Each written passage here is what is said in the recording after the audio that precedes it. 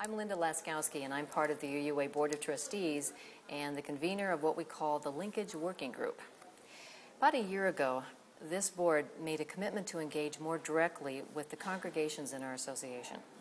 And we had done some work around identifying where the board got its authority and, in fact, who it was that we were actually accountable to. And when we looked at this, it was congregations that were actually right at the top of our list. But then we thought, well, who exactly do we talk to when we want to talk to a congregation? So what we did is started with an assumption that those were our elected and called leaders of congregations, and started a process to talk to them about what was really important when we talked to them, not as being those that received services from the association, but rather from those that really cared and invested in this association, in this movement, to be part of making a difference in what we did in the world. So we asked those kinds of questions. We ended up interviewing 64 congregations, and from those 64, we learned a lot. For example, we did find out that ministers and board presidents were cited most often as speaking for the congregation, but we also found out that we really didn't have a relationship with congregations between the UUA board and staff. When in fact congregations thought about the UUA, they thought about staff.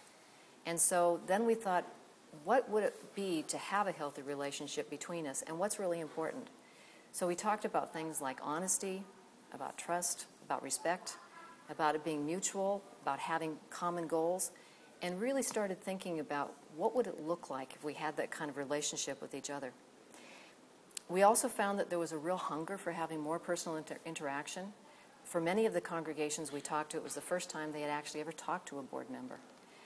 We also found how many of them felt very, very alone, and how they wanted more of this kind of personal interaction, and in fact were willing for it to be electronic. We didn't have to travel and speak to them in person necessarily, but that sense of the personal and reaching out and having a true dialogue and conversation about what we were doing.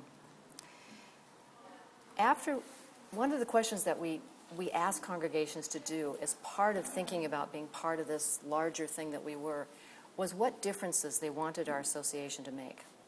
And this was interesting because they identified long-term goals, and the same kind of long-term goals that had been identified in a process we've been doing over 2 or 3 years in other conversations, and it really validated that the kinds of things that we had established as these are the things that we want to move our association to were also being identified by these congregations in these same conversations. What was interesting is when we then talked about envisioning what it would be like if that actually happened, and it were 5 years from now, and we had made a really key difference about something that was really important to us, what would it feel like to be part of this association that made it happen? And in some really interesting ways, this is when the magic happened. We used a process that many of you have heard called appreciative inquiry, where you're really envisioning yourself in the future and the best parts about that future.